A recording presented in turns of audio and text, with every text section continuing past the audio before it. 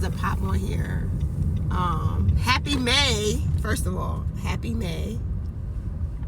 I don't know what that is. I see the young kids do it.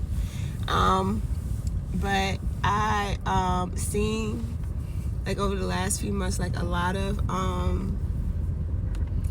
where it's getting, like, people are getting really hostile, like client and service provider. It's like people are getting really hostile. And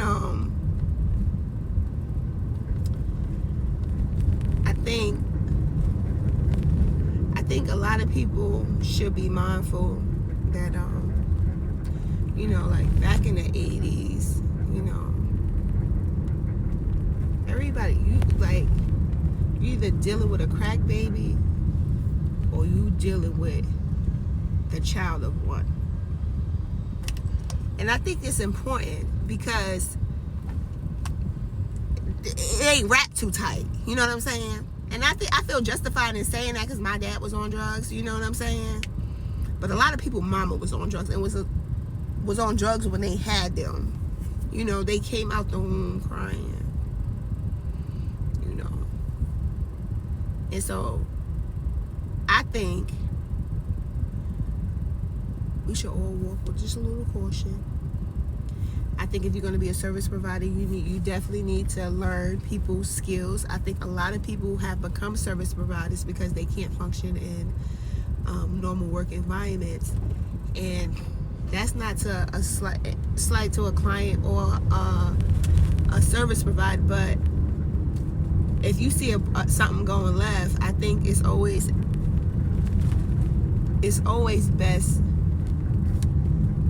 to find a happy place, wherever that may be, even if you got to take, because if you're not prepared to lose your life or go to jail like the other person maybe, then it's not even the fight you should be really wanting to fight, especially if you got your kids with you. Because the video I seen earlier today, a girl said because she didn't tip, the stylist, you know, she showed where the stylist broke her car handle door. She showed the aftermath of her child's hair being cut. The child is screaming, and you could have probably gave her $20 or $30 and avoided everything. Yeah, you may have lost out on $30, or you may even felt like a little sucker, but you avoided your child trauma.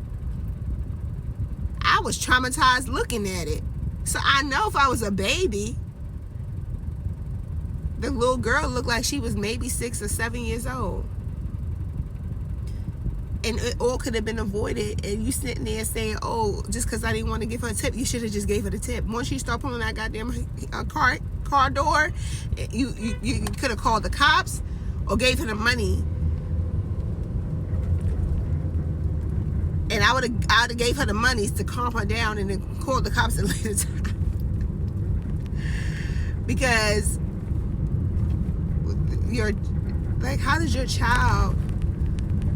child's safety and your child's, you know, remembrance of things is truly important. Like, to traumatize a child or even to traumatize yourself to prove a point, it just absolutely makes no sense, because who are you proving the point to? And what are you justifying against a person who don't really care? Like, these people, or some people in this world who have been, like, jail, all that stuff, it never crosses their mind. Like, they don't even think about it. Like, and then I just kind of believe sometimes once a person get angry enough, like a demonic spirit get over them, and they really don't even care. It's not even them no more. They wake up in jail talking about, I don't know what happened. I just want you guys to be a little bit more mindful and a little bit more smart. That is, you know, it ain't worth arguing over. Everybody's allowed to carry guns. It ain't worth dying over. People just be shooting people's stuff up because they disagree with how the hair looks. I think one of the famous hair people had a client, and she went to their salon because she didn't like her hair, so they called the salon to see what kind of service was provided, and next thing you know, their salon being shot up. So you just never know where somebody's at mentally, and then you have to think that a lot of these people, parents is on drugs, or they on drugs themselves, or they're a product of a drug-induced environment, and things is not clicking the way they need to. And to risk your life,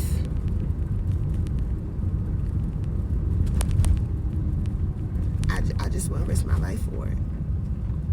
But you need $100 to give it to you. And my pussy, maybe, I just may be. But I'm not finna go to jail about nobody here. I'm not finna go to jail about nobody's $200 or $100, or, and half the time it don't even be that much that people be fighting over. So it's just like, or about some time wasted. If you don't like the way a person does services and you don't like the way they do business, just don't do business with them. And sometimes you see, before y'all book, y'all see how a person's been. Before y'all books, y'all see a person's disposition and their little summary of all the things they can't handle. That's a person who can't handle nothing. Don't do this. You need to do that.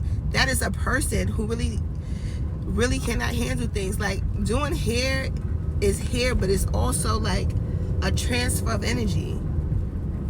And a lot of people, and I can say this, I've been doing hair since I was 10 years old.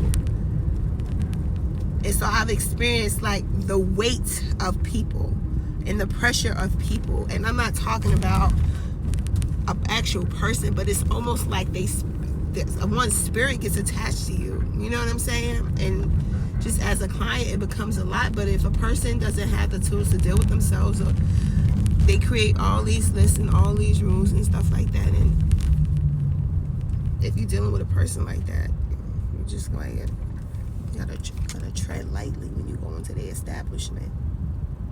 And then sometimes y'all get there after y'all done did all this deposit leaving, cancellation, all this, and y'all say, she had a nasty attitude as soon as I walked in. Why did you let her service you?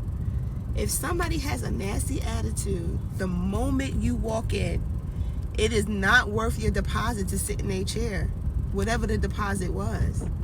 Cancel the appointment. Tell them you rather cancel it. Because more times than not, y'all leave unhappy and y'all on social media, not even realizing you escaped death. You don't never know what crazy person gonna do. You know what I'm saying? You don't never know what these people going through. And then you complaining about how you was treated. You knew you was gonna be treated poorly the moment you walked in. Why sit in a person's chair? Why go into a salon? You know you got an appointment, and 2 hours later you're still sitting there. 2 hours. You don't get nothing extra. Because at this point, I'm asking my client, you want something from the store? You ain't been offered a drink. You ain't been offered no lunch. You ain't been offered nothing 2 hours later. Now, I don't be 2 hours late. And if I have, it was a really good reason. But, why let the person service you? It just makes absolutely no sense. And then to get on social media and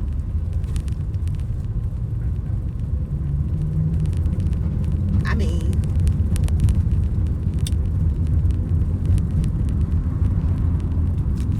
I don't know. I just don't think that's wise. And I've been doing hair professionally for a lot of years. And I started doing hair unprofessionally 25 years ago.